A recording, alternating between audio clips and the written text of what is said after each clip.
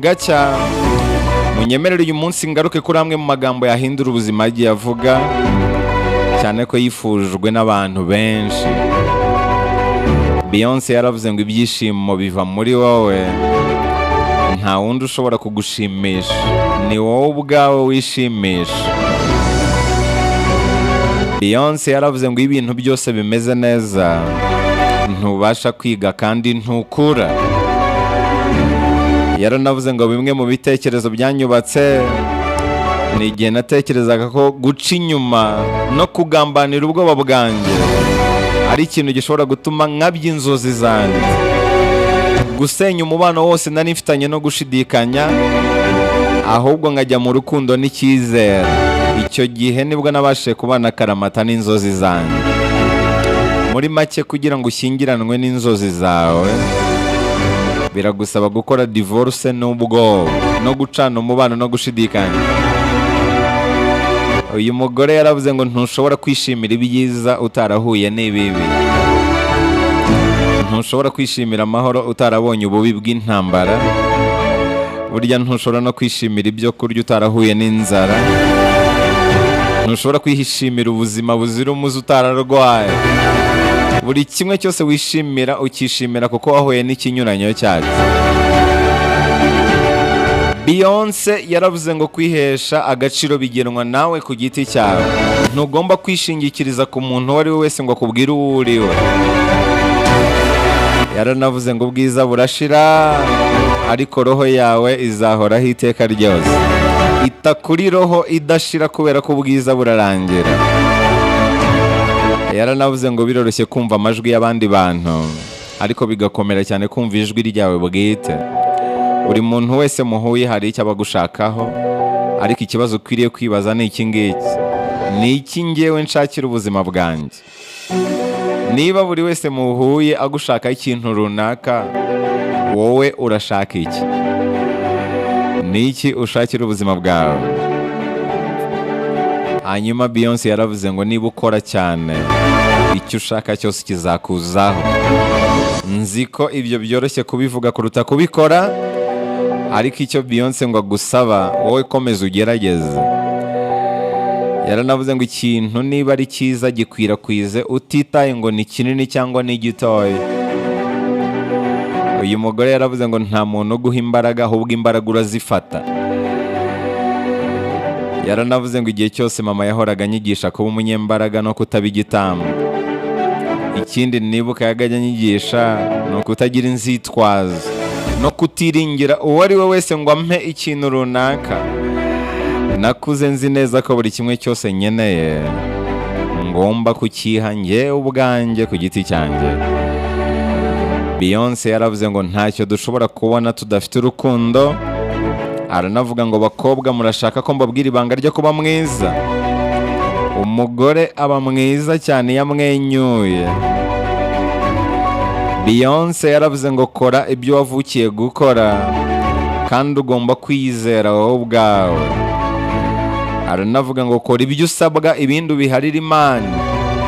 Imana ihorana gahunda nziza kuri wowe, kandi buri kimwe cyose kibaho ku bugenzuzi bwayo. Uyu mugore yaravuze ngo akira amakosa yose ukora, kubera ko ariyo akugira uwo uri we. Yaranavuze ngo ibyo ukora byose ubisanga imbere bikurindiriye. Yaravuze ngo ikizakubwira kuri kumwe n'abantu ba nyabo nuko bazakangura verisiyo yawe nziza. Abantu ba nyabo bazagufasha kuvumbura ubushobozi bukurimo. Hari inyandiko nahoze nsoma igaragaza uburyo mu turemangingo twacu abahihishemo imbaraga n'ubushobozi dukomora ku bakurambere bacu. Burya niyo mpamvu kumenya ibisekuruza byawe ari byiza, ukamenya ibikorwa abakurambere bawe bakoze, by'umwihariko ibikorwa by'ubutwari.